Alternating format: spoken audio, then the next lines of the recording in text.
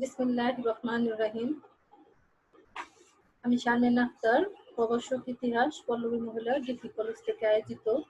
আজকে আমি তোমাদের মাঝে বরাবরের মতোই অনলাইনে ক্লাস নিয়ে এসেছি। আজকে আমি তোমাদের অনার্স প্রথম বর্ষের স্বাধীন বাংলাদেশের অভ্যুদয় ইতিহাস পাঠদান করব। এর আগে তোমাদের আমি ষষ্ঠ অধ্যায় সম্পর্কে অনেক কিছুই তোমাদের বলেছিলাম।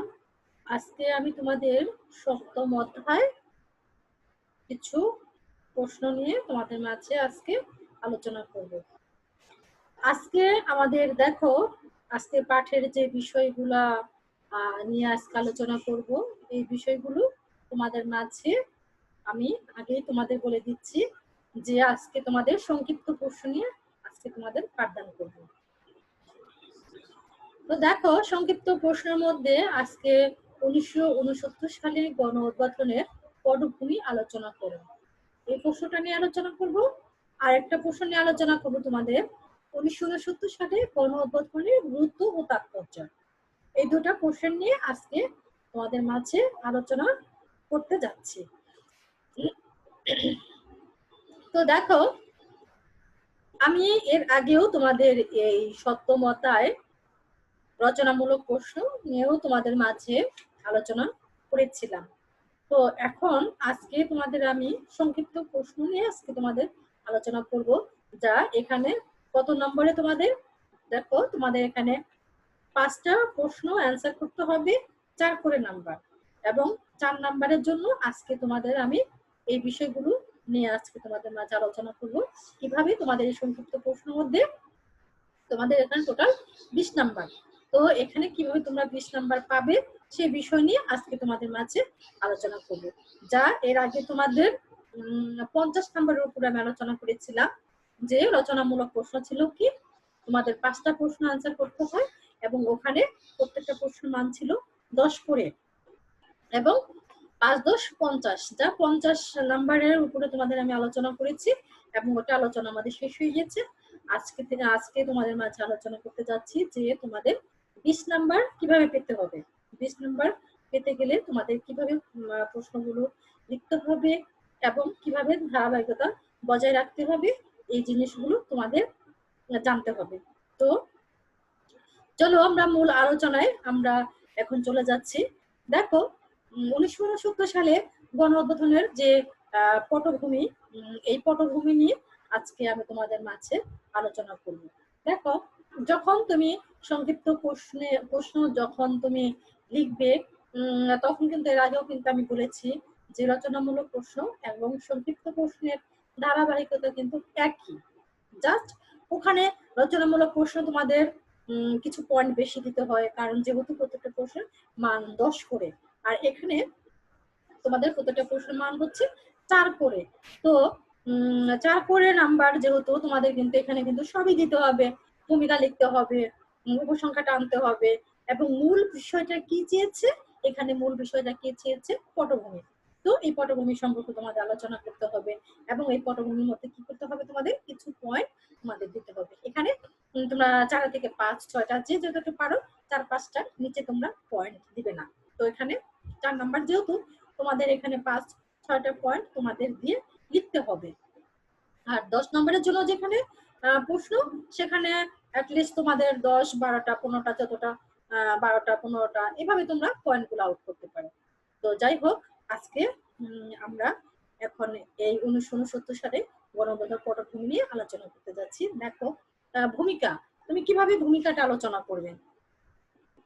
তো দেখো, ভূমিকাটা তুমি এভাবে আলোচনা করতে পারো যে 1968 সালে এই নভেম্বর ডিসেম্বর থেকে 1969 সালে ফেব্রুয়ারি পর্যন্ত পূর্ব বাংলা এক অভূতপূর্ব গণজাগরণের সৃষ্টি হয়েছিল।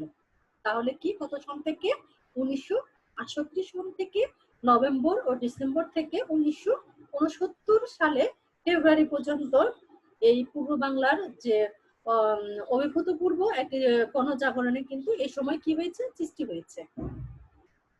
তারপর দেখো, পূর্ব বাংলা ছাত্র সমাজ, বিশেষত ছাত্রলীগ, ছাত্র ইউনিয়ন, দুই অংশের এবং ঢাকা বিশ্ববিদ্যালয়ে কেন্দ্রীয় ছাত্র সংসদ, ডাকসু ও গণ আন্দোলনের সৃষ্টির কাজে উল্লেখযোগ্য ভূমিকা পালন করেছে। তাহলে এখান থেকে কিন্তু আমরা একটা জিনিস কিন্তু দেখতে পেলাম যে এখানে যে পূর্ব বাংলার ছাত্র সমাজ ছিল, বিশেষ ছাত্রলীগ, তারপর কি ছিল, ছাত্র ইউনিয়ন ছিল, এই দুই অংশের মধ্যে তখন এই যে ঢাকা তখন কি হয়েছে, ঢাকা বিশ্ববিদ্যালয়ে এই কেন্দ্রীয় ছাত্র সংসদ, এই ডাকসু, এই গণ আন্দোলনের সৃষ্টির কাজে উল্লেখযোগ্য কিন্তু কি করেছিল, ভূমিকা পালন করেছিল। 1969 সালে এই গণঅভ্যুত্থানের ছাত্রদেরকে 11 দফা দাবির ভূমিকা ছিল অসাধারণ। তাহলে কি এই ছাত্ররা যে 11 দফা দাবি করেছিল, এই 11 দফা দাবিটা কি ছিল, অসাধারণ ছিল। তো তখন দেখো এই 6 দফা দাবির সাথে 11 দফার দাবি সংশ্লিষ্ট ও গণ আন্দোলনের পর্যায়ে হয়ে উঠেছে। তাহলে এই দুটা আন্দোলন একত্র হয়ে কি হয়েছিল, সংশ্লিষ্ট, তখন এই গণ অভ্যুত্থানের পর্যায়েও হয়ে উঠেছিল। তখন এই 11 দফা কর্মসূচি এই গুরুত্ব ভূমিকা এখন আমি তোমাদের মাঝে কিছু আলোচনা করব। দেখো কিছু পয়েন্ট আমি তোমাদের এখানে লিখে দিয়েছি, এই পয়েন্টগুলো সবাই তোমরা লক্ষ্য করো। দেখো 1 নম্বরে যে পয়েন্টটা আমি আলোচনা মানে লিখেছি, এটা নিয়ে আমি তোমাদের কিছু ধারণা তোমাদের আমি দিব, যা আমার এই ধারণার উপরে তোমাদের সমস্ত কিছু বুঝতে হবে এবং তোমরা তখন নিজেদের মতোই তোমরা লিখতে পারবে। কিন্তু তোমাদের কি করতে হবে, প্রথমে ধারণাটা নিতে হবে। এই দেখো আজকে যে তোমাদের পয়েন্টগুলো নিয়ে আজকে আমি আলোচনা করব, যে বিষয়টা নিয়ে আমি আজকে আলোচনা করছি, এই বিষয়টা যদি তোমরা প্রত্যেকটা মেয়ে যদি দেখো এবং মূল বিষয়টা যদি এখান থেকে বুঝে যাও, তারপর কি করবে, তোমাদের পাঠ্য বইটা আরেকবার তোমরা যদি পড়ো তাহলে সমস্ত কিছু তোমাদের আওতায় আসার কথা। তো এখন তোমরা দেখো 1 নম্বর যে পয়েন্ট, আর তোমরা যারা যারা আমার লেকচারটা দেখছো এবং তারা সবাই কি করতে পারো, খাতায় তোমরা উঠিয়ে ফেলতে পারো, যে পয়েন্টগুলো তোমরা লিখে রাখতে পারো, যে কি কি পয়েন্ট আমি তোমাদের লিখে দিচ্ছি, ওই পয়েন্টের উপরে তোমরা আবার পরীক্ষায় লিখতে পারবে। দেখো 1 নম্বরে যে পয়েন্ট, কৃষক শ্রমিকদের স্বার্থ রক্ষা। 1 নম্বরের পয়েন্ট আমি যেটা এখন তোমাদের মাঝে কিছু আলোচনা করে দিচ্ছি। দেখো কৃষক শ্রমিকদের স্বার্থ রক্ষা, এই 6 দফা কর্মসূচি রচিত হয়েছিল এই পূর্ব বাংলা মধ্যবিত্ত শ্রেণীর স্বার্থকে সংরক্ষণ করার জন্য। তো এই 11 দফা কর্মসূচির লক্ষ্য ছিল কি, পূর্ব বাংলা ছাত্র সহ কৃষক ও শ্রমিকদের স্বার্থ রক্ষা। তাহলে এখানে কি ছিল, যে কর্মসূচি তাদেরকে এই ছাত্র সহ এবং কৃষক শ্রমিকদের এখানে কি ছিল, তাদেরকে স্বার্থ রক্ষা ছিল। এবং দেশের সর্ববৃহত্তম যে জনগোষ্ঠী হিসেবে তাদেরকে যে লক্ষ্য অর্জনের জন্য তারা কি করেছে, 1969 সালে এই গণঅভ্যুত্থানের সংগঠন হয়েছিল। তাহলে এখান থেকে কিন্তু আমরা একটা জিনিস কিন্তু বুঝলাম যে কৃষক শ্রমিকদের স্বার্থ রক্ষার জন্য তারা কিভাবে কাজ করেছিল। এখানে কিছু কৃষক শ্রমিক ছাত্র সহ সকলে মিলে কিন্তু তারা কি করেছে, স্বার্থ রক্ষার জন্য একত্রে এবং জনগোষ্ঠী হিসেবে তাদেরকে কি করেছে, লক্ষ্য অর্জন ছিল কি, 1969 সালে এই গণঅভ্যুত্থানের সংগঠন হয়েছিল। তাহলে তারা সকলে মিলেই কিন্তু তারা কি করেছে, কাজ করেছে। তাহলে এখান থেকে কিন্তু আমরা একটা জিনিস কিন্তু বুঝতে পেলাম। তাহলে দেখো তোমাদের ছোট ছোট বিষয়গুলো তোমাদের একটু মনে রাখলেই কিন্তু তোমরা অনেক কিছু লিখতে পারবে। ইতিহাসটা কিন্তু এমনই যে তোমরা মুখস্থ করে লিখতে পারবে না এবং মুখস্থ করে মনে রাখাও সম্ভব না, কিন্তু ছোট ছোট কিছু কিছু কথা আছে, যাই কথাগুলো যদি একটা ওয়ার্ড যদি মনে রাখতে পারো, ওই ওয়ার্ড থেকেই তোমরা অনেক কিছু লিখতে পারবে। এজন্য আমি তোমাদের বলছি তোমরা বেশি বেশি করে বইটা রিডিং করবে এবং বইটা যখন রিডিং করে মূল বিষয়টা সামারিটা যখন তোমাদের আওতায় চলে আসবে, তখন তোমরা নিজেদের মতো করেই তোমরা লিখতে পারবে। এবং আমি তোমাদের একটা কথা বারবার আমি বলে যাচ্ছি এবং বলছি যে তোমরা মুখস্থ করার চেষ্টা করবে না, কিন্তু তোমরা বোঝার চেষ্টা করবে এবং নিজের মতো করেই তোমরা লিখবে। এখন দেখো 1 নাম্বার পয়েন্ট আমি তোমাদের মাঝে আলোচনা করলাম। এখন দ্বিতীয় যে পয়েন্টটা, 2 নম্বরের যে পয়েন্টটা, 2 নম্বর পয়েন্টটা দেখো, গণ আন্দোলনকে গতিশীল করা। তাহলে 2 নম্বরের পয়েন্ট হচ্ছে গণ আন্দোলনকে গতিশীল করা। এখন দেখো 1968 সালের 6 ডিসেম্বর ঢাকা এক জনসভায় পূর্ব বাংলা সাধারণ মানুষের দাবি দেওয়া আদায়ের লক্ষ্যে এই গণ আন্দোলনের ডাক দেওয়া হয়েছিল। তো এখন দেখো এই সনগুলা কিন্তু তোমাদের মনে রাখতে হবে এবং সনগুলা কিন্তু একুরেট কিন্তু লিখতে হবে এবং সনের যেন ভুল যেন তোমাদের যেন না হয়। এবং আমি তোমাদের আরেকটা কথা বলেছিলাম, ক্লাসেও তোমাদের বলেছিলাম, যদি সন যদি তোমরা একুরেট মনে রেখে যদি লিখতে পারো তাহলে লিখবে, আর সনটা যদি না মনে থাকে তাহলে ভুল সন লেখার দরকার নেই, কারণ ভুল সন লিখলে ওখানে তোমরা জিরো পেয়ে যাবে। আর যদি সনটা যদি না মনে থাকে তাহলে সন দেওয়া দরকার নেই, কারণ হচ্ছে ওই ভুল সন দিলে তোমরা জিরো পাচ্ছ, আর যদি সনটা যদি নাও দাও তারপরেও তোমরা কিছু নাম্বার ওখানে পাবে। তো ওই ভুল সন দিয়ে তোমাদের জিরো পাওয়ার চাইতে কিছু নাম্বার পাওয়া ভালো। তাহলে দেখো এখানে কি বলা হয়েছে, 1968 সালের 6 ডিসেম্বর এই ঢাকা জনসভা পূর্ব বাংলা সাধারণ মানুষের দাবি দেওয়া আদায় লক্ষ্যে এই গণ আন্দোলনের ডাক দেওয়া হয়েছিল। এই আন্দোলনে দেখো এই আন্দোলনে কি কি ছিল, এই আন্দোলনে ছিল কে, কৃষক, শ্রমিক, ছাত্র, শিক্ষক, বুদ্ধিজীবী সকলে সমর্থন জানিয়েছে। তাহলে এই জিনিসটা কিন্তু তোমাদের কিন্তু জানতে হবে যে ওখানে কে কে সমর্থন জানিয়েছে। তাহলে এই আন্দোলনে কে কে সমর্থন জানিয়েছে আমরা জানতে পেলাম, কৃষক, শ্রমিক, ছাত্র, শিক্ষক এবং বুদ্ধিজীবী, এরা সকলে কি ছিলেন, সকলে এখানে কি করেছে, সমর্থন জানিয়েছে। তারপর দেখো 1968 সাল, এবং দেখো তোমাদের যদি সনগুলো যদি মনে না থাকে তোমরা এখনই খাতায় লিখে রাখো। দেখো 1968 সাল 7 ডিসেম্বর ঢাকা শহরে হরতাল পালিত হয়ে, তাহলে কি 7 ডিসেম্বরে কি করেছে, 1968 সালে এই ঢাকা শহরে কি হয়েছে, হরতাল পালিত হয়েছে এবং পুলিশের গুলিতে অনেক লোক কি হলো, এখানে নিহত হয়। তাহলে পুলিশের গুলিতে এখানে অনেক লোক কি হয়েছে, নিহত হয়েছে। তারপর দেখো 1969 সালে 4 জানুয়ারি ছাত্র সংগ্রাম পরিষদের বিখ্যাত 11 দফা এই কর্মসূচি ঘোষণা করলেও এই আন্দোলনের গতি তীব্র থেকে তীব্রতর হতে থাকে। তখন কি হয়েছে, এই 11 দফা এই কর্মসূচি এই ঘোষণা যখন এই আন্দোলনে তখন কি হয়েছিল, এখানকার গতি তখন তীব্র থেকে তীব্রতর থেকে হতে থাকে। তো তাহলে দেখো এই গণ আন্দোলনের যে গতিশীলতা, এই গতিশীলতা তোমাদেরকে কিছু ধারণা তোমাদের আমি এখানে দিয়ে দিলাম, তোমরা এইভাবে লেখার চেষ্টা করবে। তারপরে আমরা 3 নম্বরের পয়েন্টে আসি।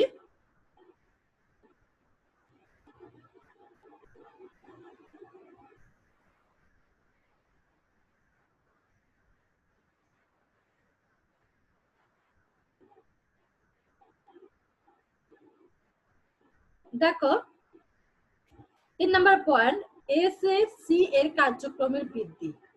তাহলে এসএসসি এর কার্যক্রম বৃদ্ধি সম্পর্কে এখন আমরা দেখব।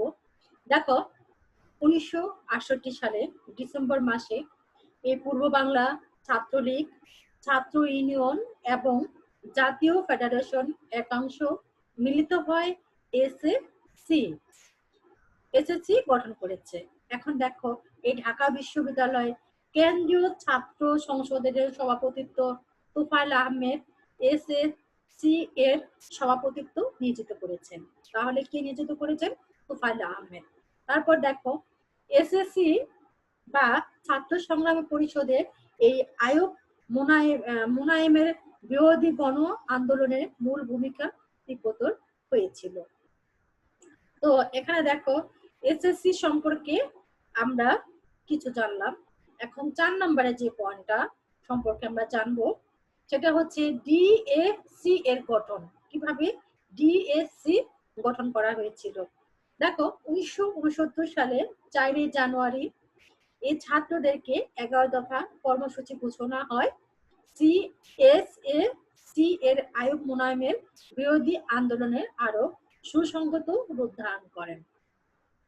তখন দেখো এই জনগণের ছাত্র সমাজের ডাকে স্বতঃস্ফূর্তভাবে সাড়া দেয় এবং আয়োগ মোনায়েমের দুঃশাসনে চিরতরে স্তম্ভ করে দেওয়ার জন্য সংগ্রামীর ভূমিকা অবতীর্ণ হয় এবং ছাত্রদেরকে ঐক্যবদ্ধ এই আন্দোলনে উদ্ভব হয়ে 8টি রাজনৈতিক দল 1969 সালে এই 8ই জানুয়ারি ডিএসসি গঠন করেন এবং এর ফলে এই গণ অভ্যুত্থানের আরো জোরদার হয়ে উঠেছিল। এখন দেখো ডিএসসি এর গঠন সম্পর্কে আমরা জানলাম। এখন পরবর্তী যে পয়েন্টটা সেটা আমরা দেখবো। এখন দেখো পরবর্তী পয়েন্টে আমি চলে যাচ্ছি। 5 নম্বরের যে পয়েন্টটা দেখো, আমি তোমাদের এখানে সংক্ষিপ্ত প্রশ্ন কিন্তু আলোচনা করছি এবং এখানে আমি তোমাদের 6টা প্রশ্ন নিয়ে 6টা পয়েন্ট নিয়ে আমি তোমাদের লিখেছি এবং এর বেশি পয়েন্ট যদি আমি লিখতে যাই কিংবা অ্যান্সার করতে যাই তাহলে কিন্তু আমরা ফুল অ্যান্সার করতে পারছি না। এর জন্য কি করছি, আমি তোমাদের 6টা করে পয়েন্ট নিয়ে তোমাদের আমি সংক্ষিপ্ত প্রশ্ন আলোচনা করছি। দেখো 5 নম্বরের পয়েন্টটা দেখো, সংসদীয় গণতন্ত্রের প্রবর্তন। দেখো 1969 সালে এই গণ অভ্যুত্থানের ছাত্রদেরকে 11 দফা বাস্তবায়নের উপরে গুরুত্ব আরোপণ করা হয়। এই 11 দফা একটি গুরুত্বপূর্ণ দফা ছিল সর্বজনীয় ভোটাধিকার প্রয়োগের মাধ্যমে এই সংসদীয় গণতন্ত্রের প্রবর্তন। তখন দেখো এই পূর্ব বাংলার যে জনগণে তাদেরকে আশা আকাঙ্ক্ষা এই বাস্তবায়ন কল্পে 1969 সালে এই গণ অভ্যুত্থানের এই আন্দোলনে কি করেছে, যোগদান করেছে। তখন এই ছাত্রদেরকে 11 দফা 1969 সালে এই আন্দোলনে গুরুত্বপূর্ণ তখন কি করেছিল, এখানে প্রভাব ফেলেছিল। তারপর দেখো 6 নম্বরে যে পয়েন্ট, সকল রাজবন্দী মুক্তি। সকল রাজবন্দী মুক্তি।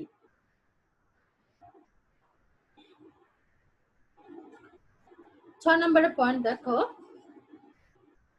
1969 সালে এই গণ অভ্যুত্থানের সকল রাজবন্দী বিনা শর্তে মুক্তি প্রদানের লক্ষ্যে এই আন্দোলনের তীব্র আকার ধারণ করে।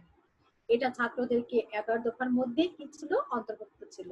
এখানে কিন্তু 11 দফার মধ্যে কিন্তু এটা কি ছিল, অন্তর্ভুক্ত ছিল।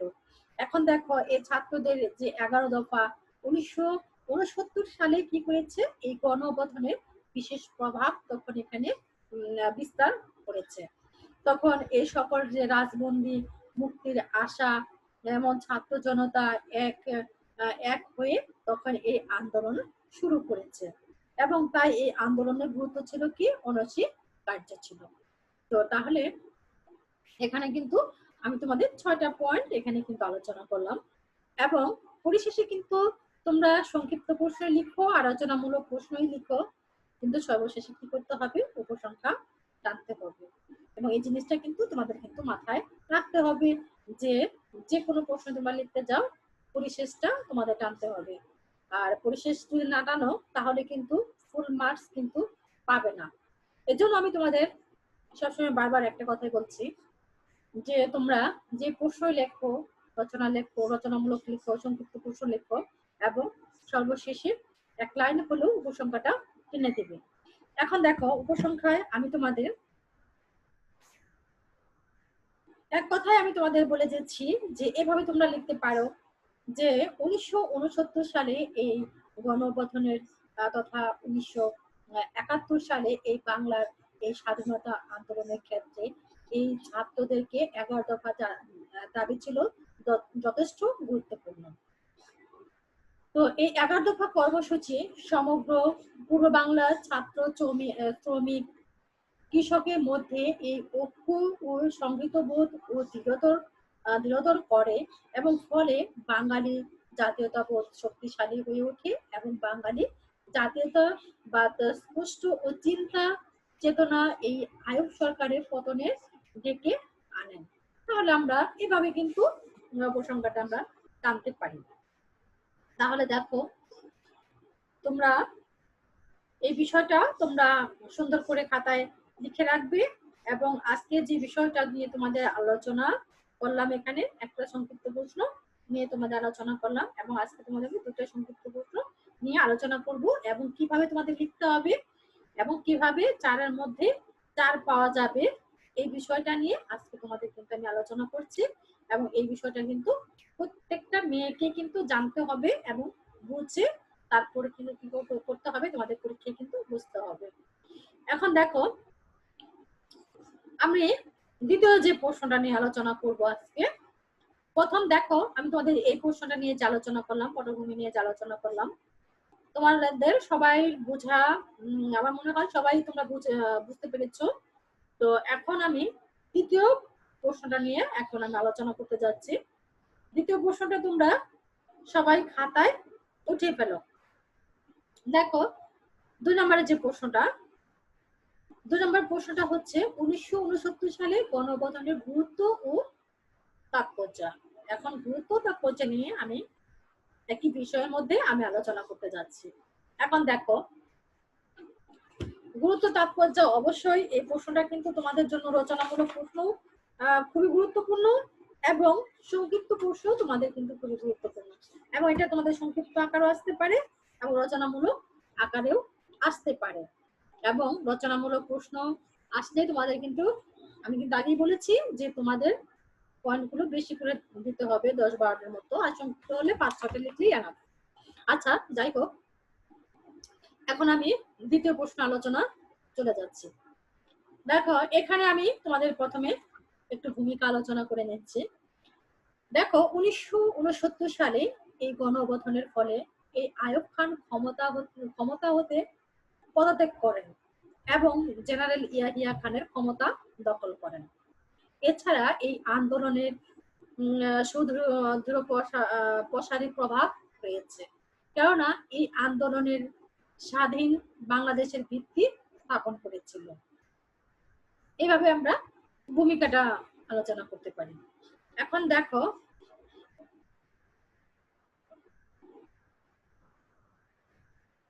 দেখো, যে এই গুরুত্ব তাৎপর্যগুলো কি কি। 1 নম্বর পয়েন্ট, তোমরা খাতায় চট করে উঠিয়ে ফেলো। এবং আমি কিন্তু বলেছি, যখন আমি তোমাদের ক্লাস শুরু করি, সবাই কি করবে, খাতা কলম নিয়ে বসে যাবে। কারণ কি জন্য, এই পয়েন্টগুলো তোমাদের আলাদা করে কিন্তু ইতিহাসে একটা খাতা বানিয়ে বলেছি, যে তোমরা প্রত্যেকটা প্রশ্ন সুন্দর করে এই পয়েন্টগুলো লিখে রাখবে। এই পয়েন্টগুলো যদি তোমরা দেখো, তারপরেও কিন্তু তোমাদের কিছু লিখতে পারবে। দেখো, 1 নম্বরের পয়েন্ট, আইয়ুব খানের পতন। 1 নম্বর পয়েন্ট নিয়ে আলোচনা করছি।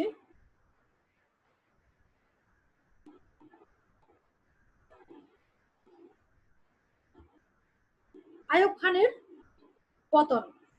দেখো, এই শাসনতান্ত্রিক সমস্যা সমাধান না হয় শেখ মুজিবুর রহমান এই 6 দফা ও 11 দফা বাস্তবায়নের জন্য জনগণকে নিয়ে এই আন্দোলনে চালিয়ে যাওয়ার দৃঢ়প্রত্যয় ঘোষণা করলেন এবং পাকিস্তানকে টিকিয়ে রাখা অভিপ্রায় এই স্বৈরাচারী আইয়ুব খান 1969 সালে 25শে মার্চ সেনাবাহিনীকে প্রধান ইয়াহিয়া খানের উপরে শাসন ক্ষমতা অর্পণ করেন এবং রাজনীতি থেকে চিরবিদায় নেন। এভাবে আইয়ুব খান ও এক দশককালীন সামরিক শাসনের অবসান ঘটে। তাহলে কি আইয়ুব খানের পতন কিভাবে হয়েছিল এই সম্পর্কে তোমাদের হালকা কিছু ধারণা তোমাদের দিলাম। এখন দেখো,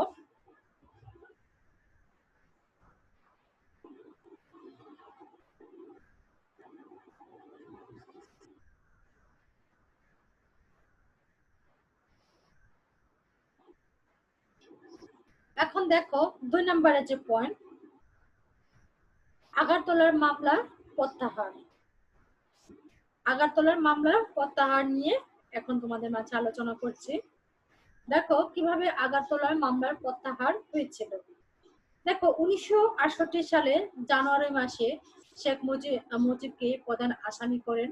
মোট 34 জনকে বিরুদ্ধে রাষ্ট্রদ্রোহিতার অভিযোগে আইয়ুব মোনায়েমের চক্র আগারতলা ষড়যন্ত্র মামলা নামে এক মিথ্যা মামলা দায়ের করেন।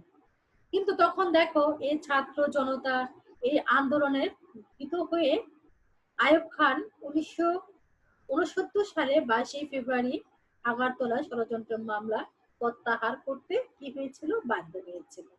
তাহলে দেখো, এই আইয়ুব খান সরকার তখন কি করেছে, তারা কিন্তু মিথ্যা আগারতলা ষড়যন্ত্র মামলা তারা কিন্তু মিথ্যা মামলায় কিন্তু দায়ের করেছিল। এখন তখন দেখো তখন এই ছাত্র জনতা কিন্তু তখন আর থেমে থাকেনি। তারা কিন্তু এই আন্দোলনের তারা কি করেছে, তীব্র থেকে তীব্র আন্দোলন তারা চালিয়ে গিয়েছে। এবং দেখো এই আইয়ুব খান 1969 সালে তখন কি করলো, এই 22 ফেব্রুয়ারি এই আগারতলা ষড়যন্ত্র মামলায় তখন এই প্রত্যাহার করতে বাধ্য হন। তাহলে এই আগারতলা ষড়যন্ত্র মামলা সম্পর্ক কিন্তু আমি তোমাদের অনেক বিষয় নিয়ে কিন্তু আমি আলোচনা করেছি, এবং আগের লেকচার গুলো তোমরা কিন্তু দেখতে পারো যে ওখানে আগারতলা ষড়যন্ত্র মামলা নিয়ে আমি কি আলোচনা করেছিলাম, মূল টপিকসটা নিয়ে কিন্তু আমি আলোচনা করেছিলাম। আজকে জাস্ট এখানে কিন্তু একটা পয়েন্ট জাস্ট ছোট করে কিন্তু এখানে আমি তোমাদের কিন্তু আলোচনা করছি, এবং বড় ভাবে কিন্তু আমি অনেক বিষয় নিয়ে কিন্তু এখানে আলোচনা করেছিলাম, এবং ওই লেকচার গুলো তোমরা ওখানে টেনে দেখবে। এখন দেখো, কারণ হচ্ছে সমস্ত কিছু টেনে যদি আমি তোমাদের এখানে বলতে যাই, এখন আমি পুরো প্রশ্নটা শেষ করতে পারবো না।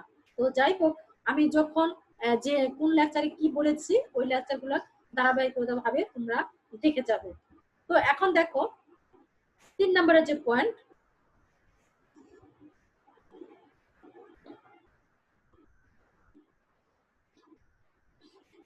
দেখো 3 নম্বর পয়েন্ট হচ্ছে গোল টেবিলের বৈঠকের আহ্বান। গোল টেবিলের বৈঠক ও আহ্বান। দেখো 1969 সালে এই গণ অভ্যুত্থানের প্রশাসনের জন্য প্রেসিডেন্ট আইয়ুব খান 1969 সালে ফেব্রুয়ারি মাসে রাওয়ালপিন্ডিতে সর্বদলীয় রাজনৈতিক নেতৃবৃন্দ এক গোল টেবিলের বৈঠকে আহ্বান করেন। তাহলে এখানে গোল টেবিলের বৈঠকে কিভাবে আহ্বান করা হয়েছিল এই সম্পর্কে তোমাদের যাত্রিক ধারণা দেবে। দেখো তোমাদের যখন তোমরা মূল পয়েন্ট গুলো তোমরা লিখবে, তো এভাবে তোমরা মূল বিষয়টা শুধু তোমরা আলোচনা করবে, এবং দেখা যায় যে সমস্ত কিছু আলোচনা করতে গেলে তোমরা ফুল আনসার করতে পারবে না। তো যাই হোক, তোমাদের কি করতে হবে, একটু একটু করে সমস্ত পয়েন্ট নিয়ে আলোচনা করতে হবে। তারপরে দেখো আমরা পরবর্তী পয়েন্টে চলে যাচ্ছি।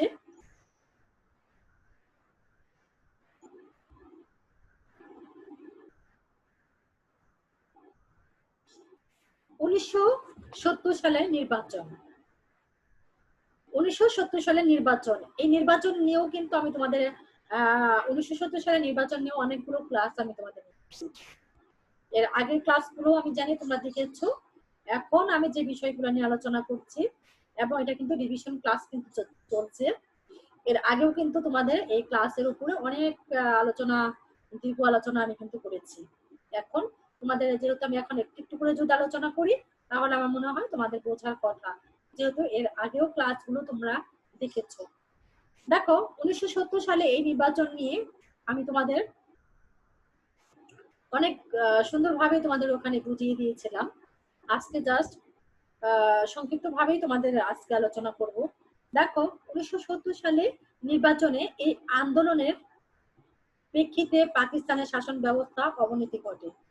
তাই শাসনতান্ত্রিক ব্যবস্থা উন্নয়ন ঘটাতে 1970 সালে সাধারণ নির্বাচন কি হয়েছিল, অনুষ্ঠিত হয়েছিল, এবং কেন্দ্রীয় সরকার গঠনের ক্ষেত্রে এই নির্বাচনে কিন্তু কি করেছে, গুরুত্বপূর্ণ ভূমিকা রেখেছিল।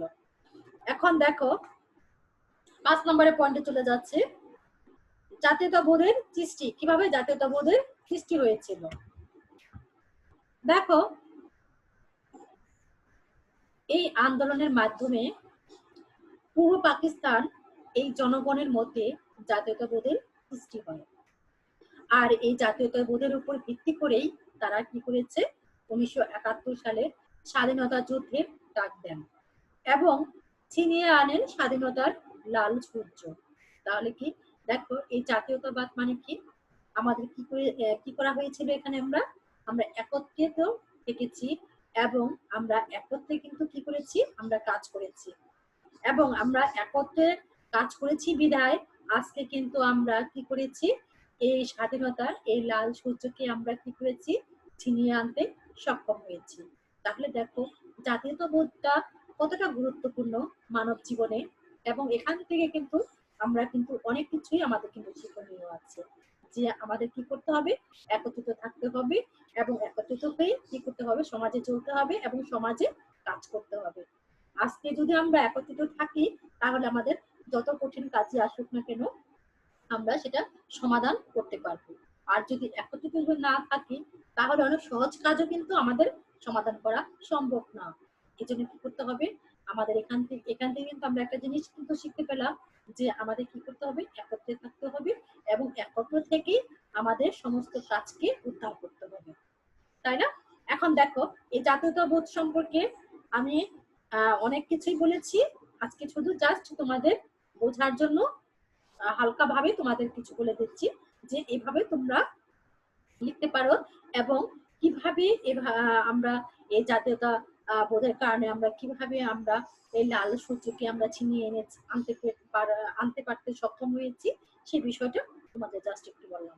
আজকে দেখো 6 নম্বরের পয়েন্টে আমি এখন চলে যাব। দেখো, স্বৈরাচারী বিরোধী ও গণতান্ত্রিক মানসিকতা তৈরি। 6 নম্বরের পয়েন্ট দেখো,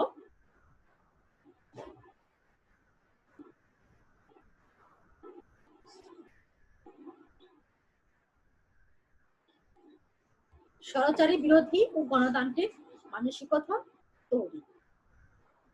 দেখো, এই গণ আন্দোলনের ফলে এই জনগণের মধ্যে এই স্বৈরাচারী বিরোধী এই মানসিকতা গভীরভাবে পতিত হয় এবং বাক স্বাধীনতা ও গণতান্ত্রিক শাসন ব্যবস্থার জন্য এই জনগণের স্বার্থ ত্যাগ ও স্বীকারের জন্য তার মানসিকতা প্রস্তুতি হয়।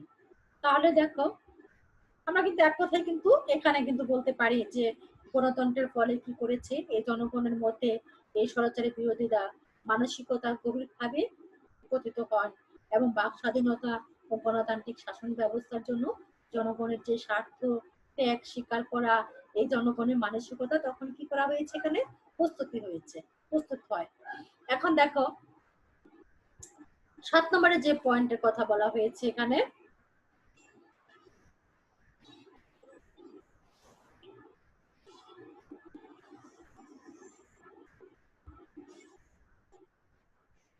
দেখো 21শে ফেব্রুয়ারির ছুটির পূর্ণ বহাল। 7 নম্বর পয়েন্ট তোমরা লিখতে পারো, 21শে ফেব্রুয়ারির ছুটির পূর্ণ বহাল।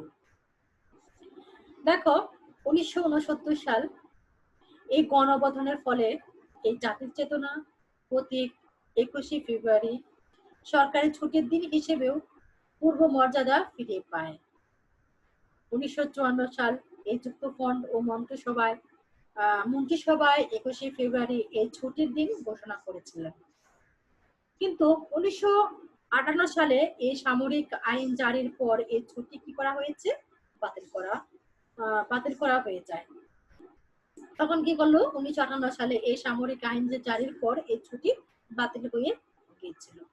তারপর দেখো, 7 নম্বর পয়েন্ট আলোচনা করলাম। এখন আমরা যাব পরবর্তী পয়েন্টে, স্বাধীনতা অর্জন, কিভাবে স্বাধীনতা অর্জন হয়েছিল এই বিষয়টা এখন আমরা দেখব।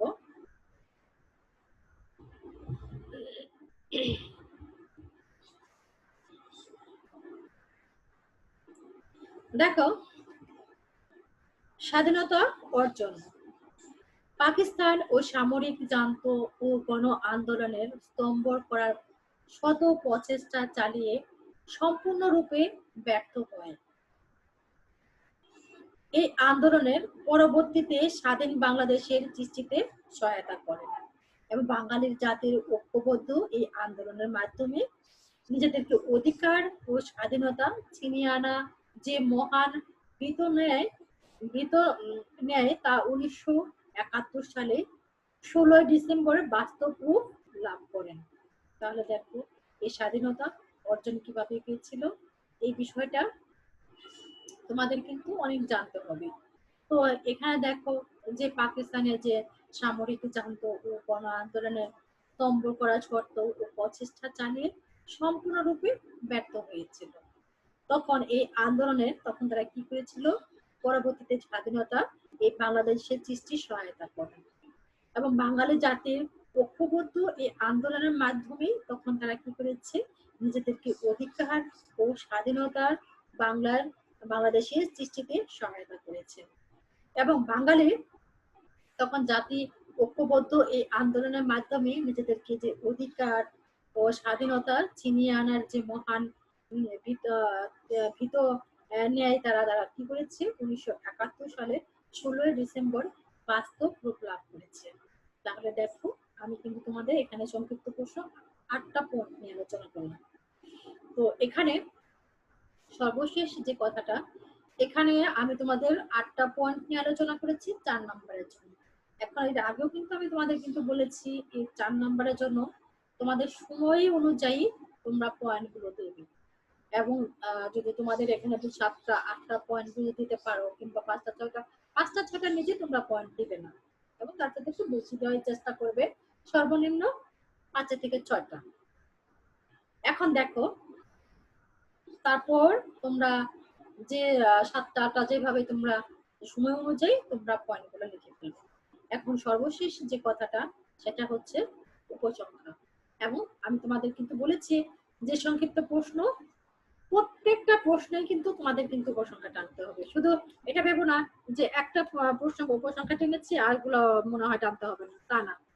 তোমাদের ওখানে যে 4টা 5টা প্রশ্ন যাই লেখো না কেন, প্রত্যেকটা প্রশ্নের কিন্তু তোমাদের উপসংহার টানতে হবে। যাই হোক, এখন আমি তোমাদের এখানে উপসংহার আবার বলে দিচ্ছি, যে তোমরা একটু লক্ষ্য করো।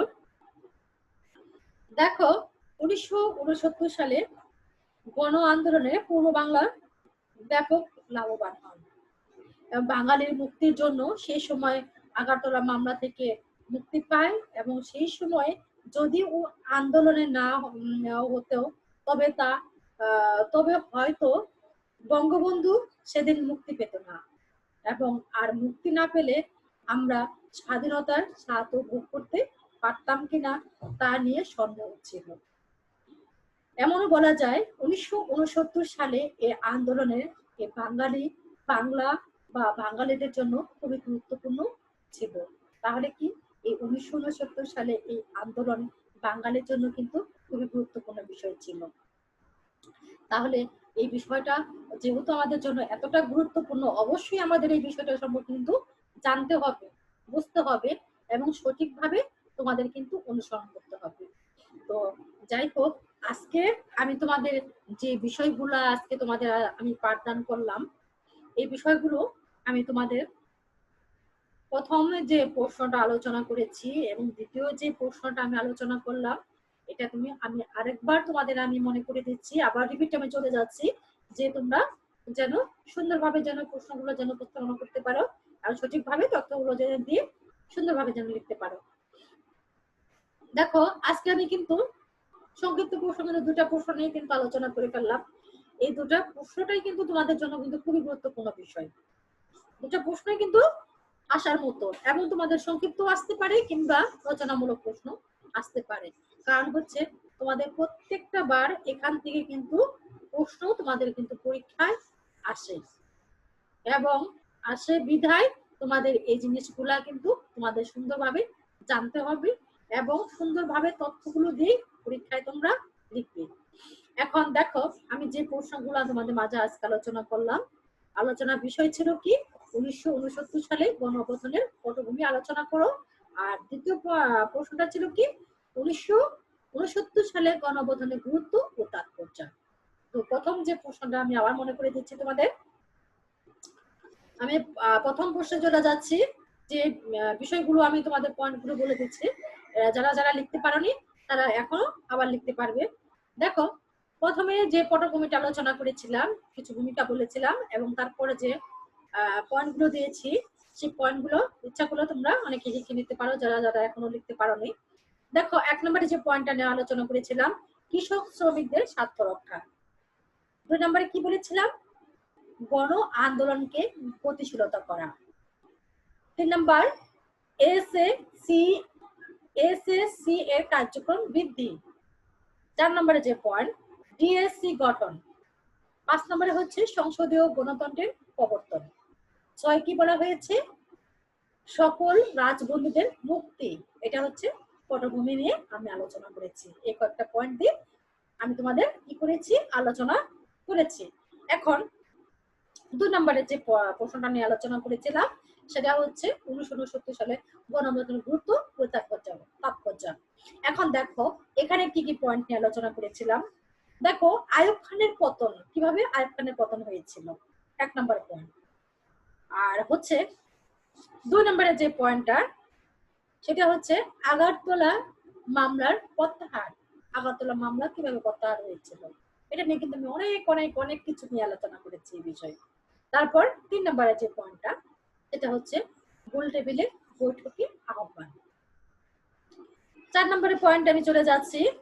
দেখো 1970 সালে নির্বাচন, এই নির্বাচন সম্পর্কে কিন্তু আমি অনেক কথা বলেছি, যে কিভাবে নির্বাচন হয়েছিল, কিভাবে নির্বাচনে আমরা জয়ী হয়েছি, কিভাবে আমরা তখন আমরা জয়ী হলাম, কিভাবে আমরা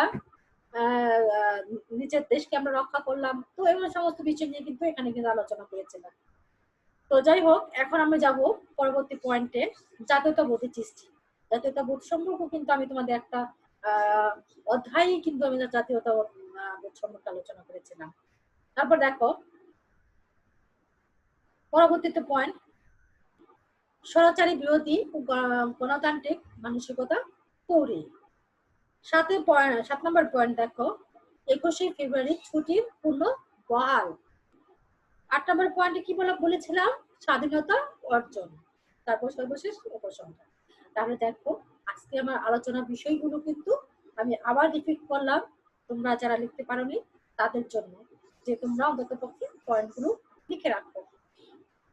তো আলোচনা বিষয়টা আজকে আমি তোমাদের যেহেতু অনেক বিষয় নিয়ে আজকে আলোচনা করে ফেলেছি, এর পরবর্তী ক্লাসেও আমি আরো কিছু প্রশ্ন নিয়ে আলোচনা করব, এবং তোমাদের যে কয়েকটা ক্লাস আমি তোমাদের নিয়েছি, এবং ওখান থেকে তোমরা কি করবে, ক্লাসগুলো দেখবে, এবং যেখানে না বুঝতে পারবে ওখানে তুমি বারবার তোমরা ওখানে রিপিট করে দেখার চেষ্টা করবে, যে কি বলেছি এবং কিভাবে তোমাদের লিখতে হবে, কিভাবে মনে রাখতে হবে।